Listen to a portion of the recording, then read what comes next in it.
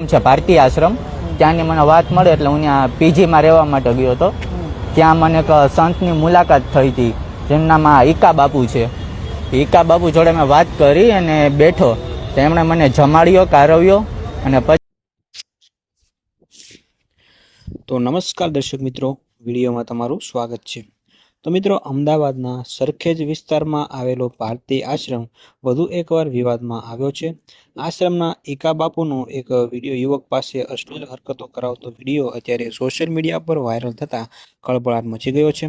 મિત્રો, ભોગ બનનાર યુવકે આક્ષેપ કર્યો છે કે ઈકા બાપુ તેમની પાસે મસાજ અને હસ્તમૈથુન કરાવતા હતા. ઈકા બાપુ નશો કરતા હતા અને તેને પણ સાથે નશો કરાવતા હતા. વિડીયો વાયરલ થતાં આશ્રમ ટ્રસ્ટ દ્વારા તાત્કાલિક ઈકા બાપુને આશ્રમની તમામ જવાબદારીઓમાંથી દૂર કરી દેવામાં આવ્યા છે અને સંસ્થાનું નામ, પદ અને પ્રતિનિધિનો ઉપયોગ ન કરવા સૂચના આપવામાં આવી છે.